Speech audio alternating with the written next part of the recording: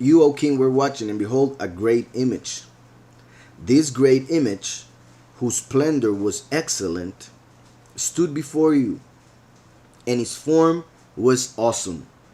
This image, uh, this image's head was of fine gold.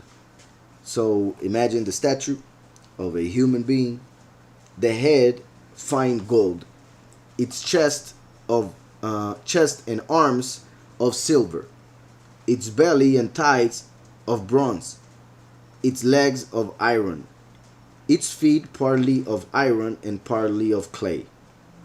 So starts going from the most precious metal to the least precious metal, from the least dense metal to the most dense metal. Therefore, pretty much goes from the metal that represents honor, kingship, which is gold, and then goes to the metal that represents war, destruction, which is iron.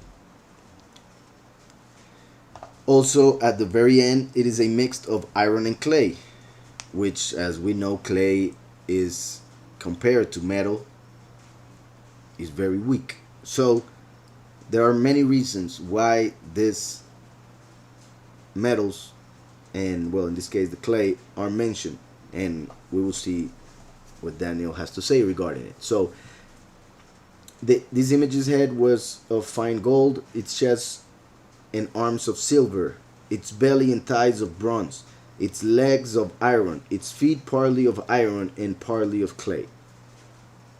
Verse 34. You watched while a stone was cut out without hands. I'm feeling like interpreting already, but Daniel is about to start explaining it. Through his explanation, we'll receive a lot more information, so I'll continue. You watched while a stone was cut out without hands, which struck the image on its feet of iron and clay and broke them in pieces. We saw that when Daniel started to interpret the dream, he told the king that the king was thinking about the end times, the latter days, and Yahweh revealed to him what would happen. When it comes to the human body in Hebrew, the head is called Rosh, which is also pretty much the origin of the word Reshit, which means beginning, as in Bereshit, in the beginning. So Rosh is the beginning of the body. That's why Yahushua the first came as the head of the congregation. Now the last comes as one of the two witnesses, as one of the 2 feet. Because just as the head represents the beginning, the feet represent the end. So the statue that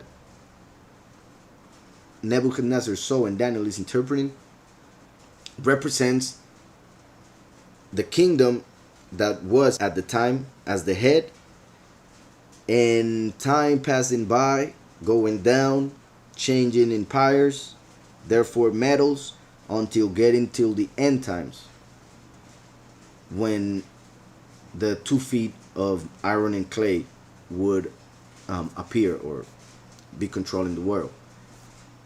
So, just to be clear, we are in the time represented by the feet of this image. So I'll continue. You watched while a stone was cut out without hands, which struck the image on his feet of iron and clay and broke them in pieces. Then the iron, the clay, the bronze, the silver, and the gold were crushed together and became like chaff from the summer threshing floors. The wind carried them away so that no trace of them was found, and the stone that struck the image became a great mountain and filled the whole earth. This is the dream. Now we will tell the interpretation of it before the king.